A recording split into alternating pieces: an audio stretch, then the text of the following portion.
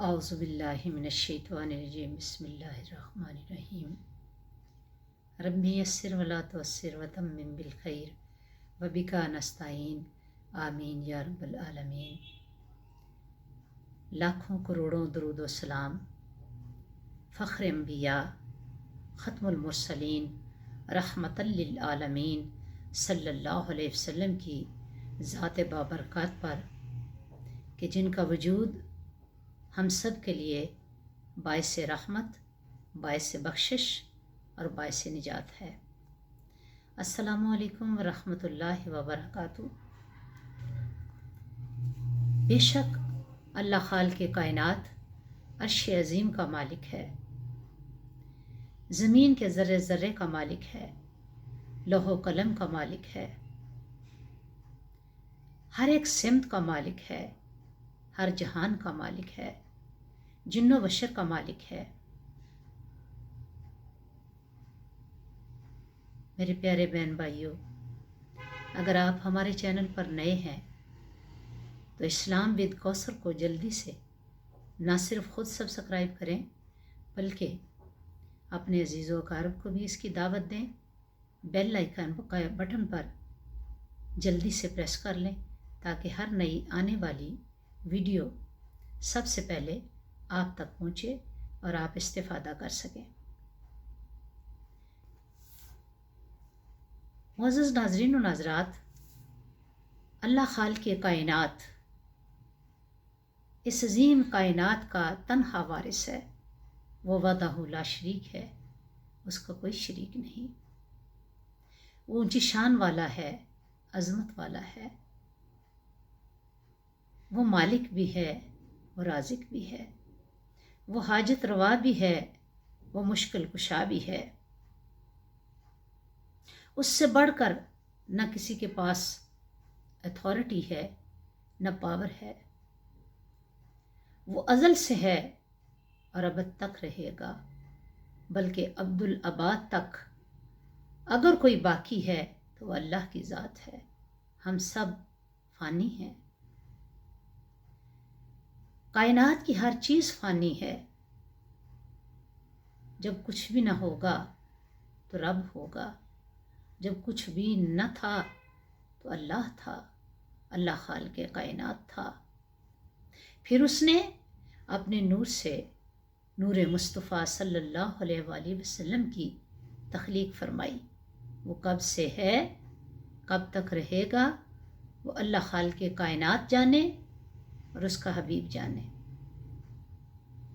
وہ عرش عظیم کا مالک ہے، ہم ہر وقت اس کی پناہ چاہتے ہیں، ہر وقت اس کی رحمت کے طلبگار ہیں، اس کے جود و کرم کے متمنی ہیں، اس کے در کے سوالی ہیں۔ اور اللہ خود کلام پاک میں فرماتے ہیں وَأَنْتُمُ الْفُقَرَاءُ إِلَى اللَّهِ، کہ تم اللہ کی بارگاہ میں ادنا سے فقیر ہو اور اللہ غنی ہے۔ اللہ اکبر۔ اب کیا کیا جائے کہ ہم شیطان کے شر سے، نفس کے شر سے، برے لوگوں کے شر سے اپنے آپ کو بچا سکیں، محفوظ رکھ سکیں، کیونکہ ہم تو کمزور ہیں۔ طاقتور تو اللہ کی ذات ہے، اللہ خالق کائنات تمام طاقتوں کا مالک ہے۔ آخر انسان کیا کرے کہ وہ شیطان کے، نفس کے، جنات کے، برے لوگوں کے ہیلوں سے، بہانوں سے، حملوں سے بچ سکے؟ کیا تدبیر اختیار کرے کہ اس کا بچنا ممکن ہو؟ کیونکہ ہم انسانوں کے پاس تو کوئی ایسی طاقت نہیں کہ جو ہمیں شرور سے محفوظ رکھ سکے، جو ہمیں شرور سے محفوظ کر کے اللہ رب العزت کی پناہ میں دے سکے۔ تو معزز ناظرین و ناظرات، آئیے دیکھتے ہیں کہ وہ کون سا خزانہ ہے جس کو اگر ہم حاصل کر لیں، وہ کون سے الفاظ ہیں جنہیں ہم وظیفہ بنا لیں، جنہیں ہم اپنا ورد بنا لیں، جن کی تسبیح کریں تو اللہ رب العزت کی پناہ ہمیں حاصل ہو جائے گی۔ تو حضرت ابو درداء رضی اللہ تعالی عنہ فرماتے ہیں کہ جناب رسول کریم صلی اللہ علیہ وآلہ وسلم نے فرمایا، جو شخص صبح و شام 7 مرتبہ یہ آیت پڑھ لے تو اللہ تعالیٰ اس کے دنیا اور آخرت کے ہر غم کے لیے کافی ہو جائیں گے۔ اسی طرح حضرت حسین سے یہ روایت نقل کی جاتی ہے کہ جو شخص صبح کو 7 مرتبہ اس آیت کو پڑھ لے گا، اس کو اس دن اور اس رات میں کوئی بے چینی اور مصیبت نہ پہنچے گی۔ سبحان اللہ، وہ کون سی آیت ہے کہ جس کو اپنا لینے سے اتنے درجات اور اتنی بلندیاں حاصل ہو سکتی ہیں، اللہ رب العزت کا فضل و کرم شامل حال ہو سکتا ہے اور انسان ہر مصیبت سے بچ سکتا ہے۔ تو وہ آیت یہ ہے، حسبی اللہ لا الہ الا ہوا علیہ توکلت وہو رب العرش العظیم۔ حسبی اللہ لا الہ الا ہوا علیہ توکلت وہو رب العرش العظیم۔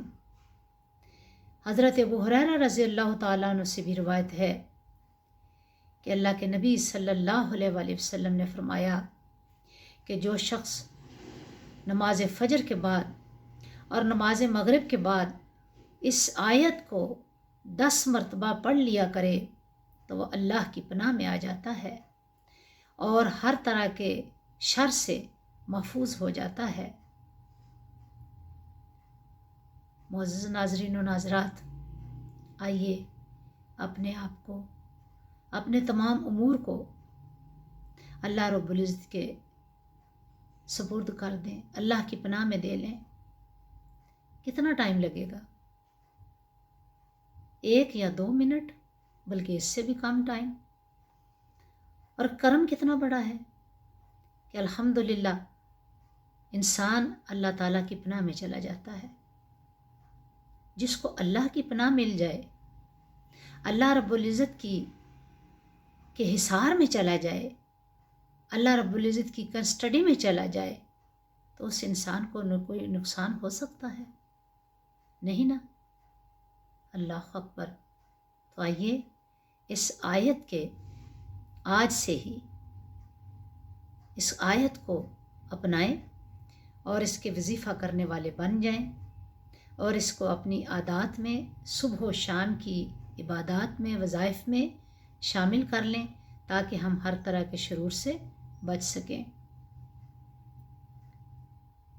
اپنے چینل اسلام ود کوثر کو چلتے چلتے سبسکرائب جلدی سے کر لیں، بیل آئیکن کا بٹن مت دبا لیں اور اس کو صدقہ جاریہ کے طور پر اپنے عزیز و اقارب اور اپنے دوست و احباب، اپنی فیملی ممبر سے بھی لازمی شیئر کریں اور اس میں شامل ہونے کی دعوت دیں، کیونکہ جب ہم دنیا سے چلے بھی جائیں گے تو ہمارا صدقہ جاریہ باقی رہے گا، جو ہماری بخشش کا وسیلہ بنتا رہے گا، بلکہ نسلوں تک یہ بخشش اور یہ وسیلہ چلتا چلا جائے گا۔